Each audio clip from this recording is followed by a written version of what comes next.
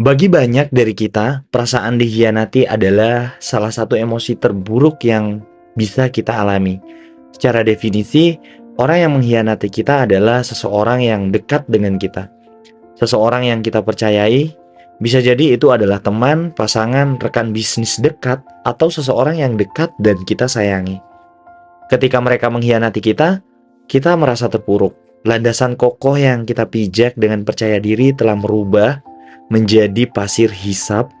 Kita menjadi marah, kesal, atau bahkan depresi. Sebagaimana mungkin, seseorang yang sangat kita percayai dengan sengaja mengecewakan kita. Tujuan dari video ini adalah membalas dendam pada orang-orang yang telah menyinggung kamu dengan cara ini. Apapun resikonya, video ini akan menunjukkannya kepada mereka. Saat ini kita tahu bahwa ini bukanlah cara stoik, tapi apa itu? Sekali lagi selamat datang di akun YouTube Menurut Gue. Hari ini aku akan membahas cara mengatasi pengkhianatan. Langsung saja, yang pertama adalah periksa kesannya. Hal pertama yang perlu diketahui adalah bahwa si dia telah mengkhianatiku adalah apa yang oleh kaum Stoa disebut sebagai kesan, sesuatu yang tampak seperti itu bagi kita. Tapi apakah ini benar? Tugas pertama kita ketika merasa dikhianati adalah memeriksa kesannya. Pasangan yang memutuskan untuk meninggalkan kamu mungkin tidak mengkhianati kamu.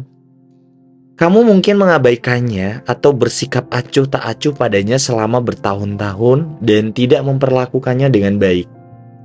Dia mungkin pergi begitu saja karena pengkhianatanmu. Teman yang Anda pikir mengkhianati Anda dengan menolak membantumu, Anda mungkin memiliki masalah yang lebih serius yang harus Anda atasi. Rekan bisnis Anda yang menolak berbohong kepada atasan agar Anda menyelamatkan pekerjaan Anda mungkin tidak mengkhianati Anda, namun melakukan apa yang menurutnya adalah hal yang benar untuk dilakukan. Jadi, setiap kali Anda berpikir seseorang telah mengkhianatimu, periksalah apakah itu benar. Lihat dari sudut pandang orang lain.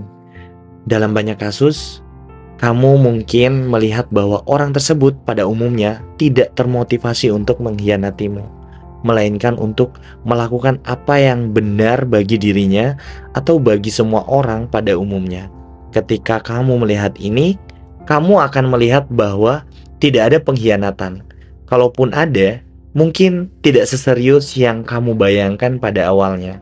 Mungkin ada banyak hal atau faktor yang meringankan yang menyebabkan tindakan orang lain.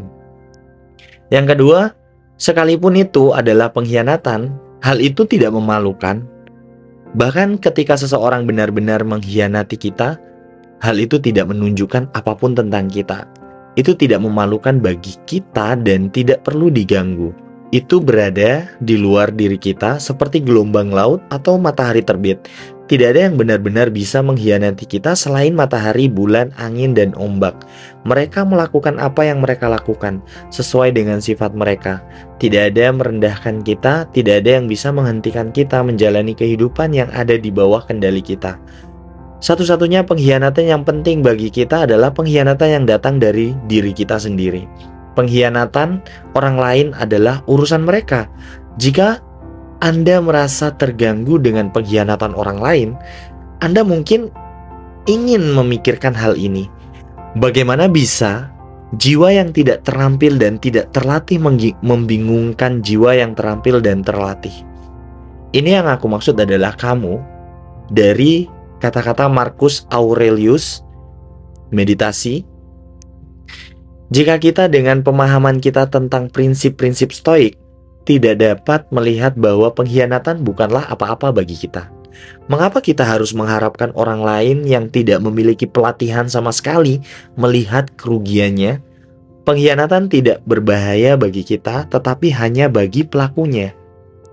Jadi, jangan memikirkan terlalu dalam soal pengkhianatan, karena pengkhianatan adalah menunjukkan karakter dari dia. Tidak sama sekali menurunkan karakter kita bahwa kita adalah orang yang dikhianati. Yang ketiga adalah apa yang dilakukan seseorang tergantung pada karakternya. Melalui cara kita dilahirkan dan tumbuh, kita mengembangkan sifat-sifat tertentu. Orang-orang yang mengkhianati kita mungkin tidak berniat mengkhianati kita, namun mungkin bertindak dengan cara yang mereka anggap benar. Dari Epictetus, sekalipun kita mengatakan bahwa karakter orang lain itu cacat, apalagi yang bisa mereka lakukan dengan karakter mereka. Marcus Aurelius Meditasi. Lagi pula, mengharapkan orang jahat untuk tidak mencelakakan orang lain adalah seperti mengharapkan pohon ara tidak menghasilkan sari buah ara. Bayi tidak menangis, kuda tidak pernah meringkik, dan hal-hal lain yang tak terelakkan tidak terjadi. So, jangan terlalu dalam memikirkan pengkhianatan. Mungkin yang kamu pikir pengkhianatan bukan pengkhianatan. Mereka adalah naluri yang mereka pikir adalah jalan yang mereka harus lakukan. Yang keempat adalah semuanya pada akhirnya terserah pada kita. Selama kita menunjuk orang lain untuk menjadi sumber kebahagiaan kita akan selalu berada dalam kekuasaan mereka.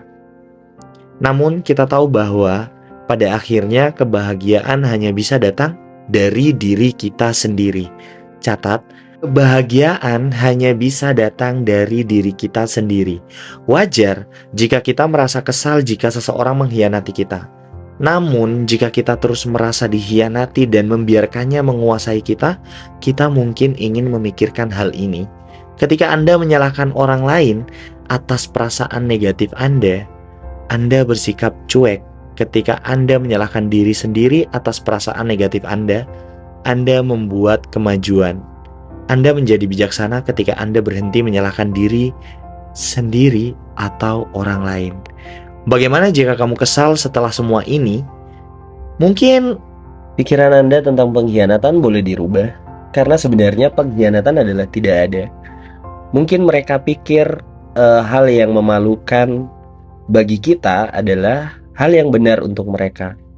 So, kita harus terus introspeksi kepada diri kita sendiri, karena menurut gue channel menganalisa bahwa introspeksi kepada diri sendiri adalah hal yang paling tepat untuk dilakukan daripada untuk menyalahkan orang lain. Daripada terus-menerus memikirkan atau terus menjadi overthinking kepada diri kita sendiri bahwa orang itu telah mengkhianati kita dan telah mengkhianati semua yang kita lakukan kepada mereka, hal yang bisa dilakukan adalah hal yang produktif, dan menurut saya adalah ketika kita overthinking terlalu berlebihan menyita waktu yang banyak untuk kita bisa membuat sesuatu yang lebih bermanfaat.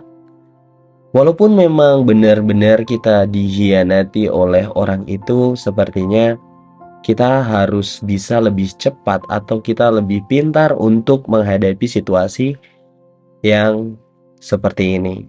So, itu saya dulu. See you again.